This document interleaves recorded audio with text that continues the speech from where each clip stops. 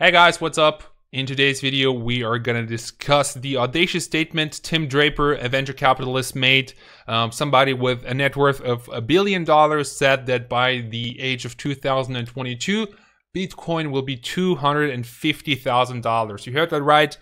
$250,000 for one damn Bitcoin. So afterwards, we're going to take a look at the market. Then we are going to take a look at Verge because there have been some really interesting stuff. There has been some really interesting stuff about Verge. Today's winner, even though market capitalization is declining, it's Cardano up here. Cardano, as you can see, was listed on Huobi. Hence, of course, everybody is hyped about Cardano. So that's why Cardano is looking good today. And CoinMarketCap overall is today declining a little bit, but no surprise. After the huge soar we have seen. So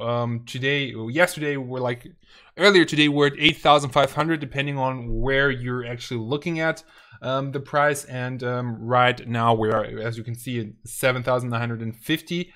But something that I wanted to talk about is the audacious statement that Tim Draper made. Tim Draper is known primarily as a venture capitalist and investor, and is widely known for his purchase of 30,000 seized Bitcoin at an auction of US Marshal Service. These confiscated Bitcoins were from Silk Road Marketplace website. He bought it at $600 a piece with a total sum of 18.5 million. Today, the price per Bitcoin he owns is roughly $8,000, which makes the overall value at 240 US dollars.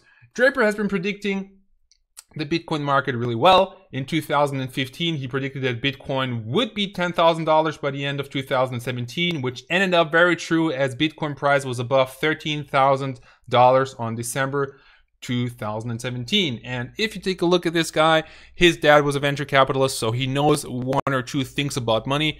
But what I find really interesting is that he, in the year 2015, predicted that Bitcoin would be worth $10,000 by the end of 2017. And if you take a look at the price of Bitcoin, it was a few hundreds back then in 2015.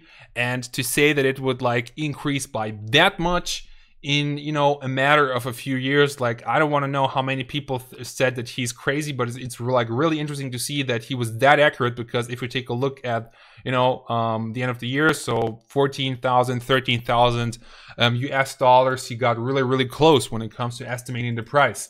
As far as the market prediction goes, we have a few out there. So we have somebody saying 20,000, 25,000, 50,000 to 50,000 again, 35 to 60,000, 250K, and again 250K. So it doesn't matter who will, it doesn't really matter what price is gonna come out. There are gonna be some people who will look really like they are gurus, and some out there who will look like they don't know shit. But in my opinion, predicting a price,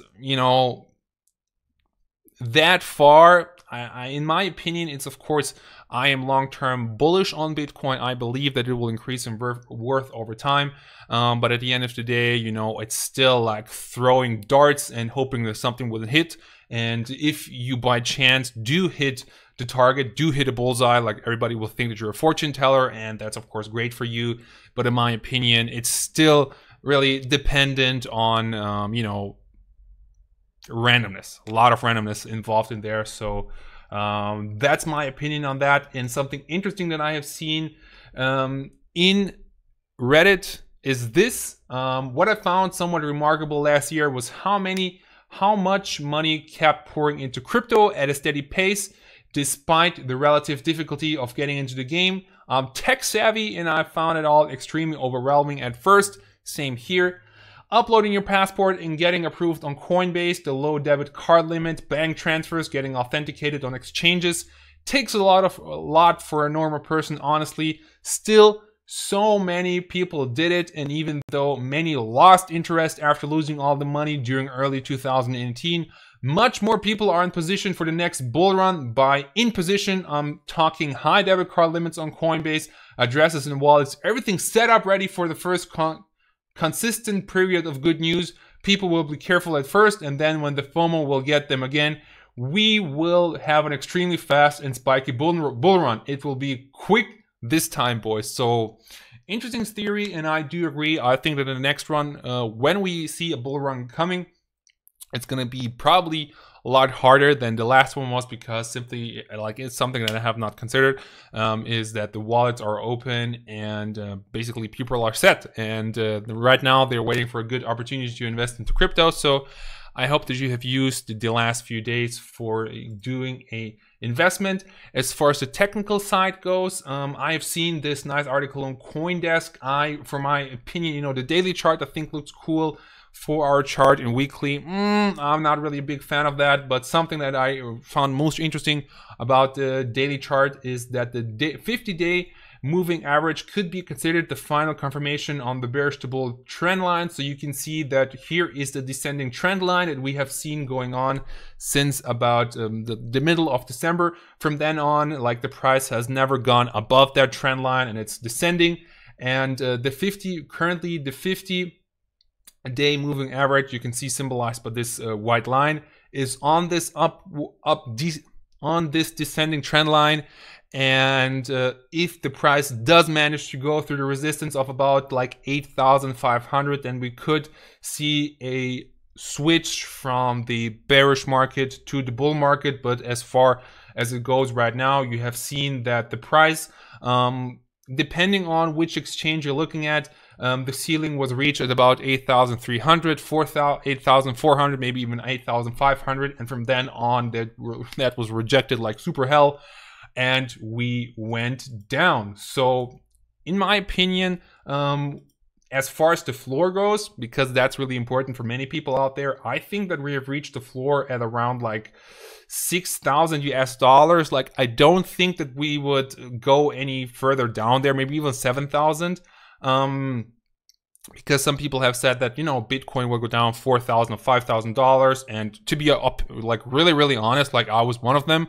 I was being far more bearish than it looks like right now. And as far as it goes right now, it looks that I was like pretty wrong with that. And that I have to correct my view, because right now I think that the bottom was reached somewhere around here.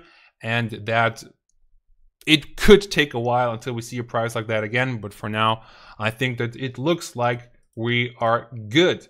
And also because SegWit is being implemented, transaction times are faster, confirmation times are faster, transaction fees are cheaper. That's great. Next up, we have privacy-focused cryptocurrency. Verge is a divisive topic within the cryptocurrency community, while staunch Verge supporters are quick to decry FUD at any of all negative news regarding their favorite coin. An increasing amount of evidence that the project may be a large-scale exit scam is manifesting, notably the disappearance of over 18 million XVG from the Verge fundraising wallet. So Verge, something really dodgy happened. So earlier they announced that they would have an amazing partnership with somebody. It's going to be the most amazing partnership in the whole cryptocurrency space. Verge said that they were going to announce it, but only if a certain amount gets funded. And they got 18 million Verge and it disappeared. Something that they claim that has happened is that they saying that they have moved it to pay Nano S Ledger to implement it. But something that's interesting is I'm not aware of anybody on our team working on XVG, maybe some third parties working on it, but I'm not aware of that either. So furthermore, an announcement was made on Twitter, except there is no partnership nor planned integration with us. He's got his fact checked. We are not working on any Verge integration. So where is all the money? Verge is trying to, say that they're talking with Nano, but they are denying that. And that's something really fishy. Furthermore, stuff about the CEO of Verge is getting out. So he says that he has 20 years in network security and 6 years in blockchain, but yet has been arrested up to 8 times. Basically, you should not judge somebody just because he got arrested 8 times for like minor criminal stuff, but still, it does add to the picture. So Verge got its biggest fame first time when John McAfee tweeted it, basically saying that privacy coins are the shit. And from then on, Verge went absolutely ham to the moon.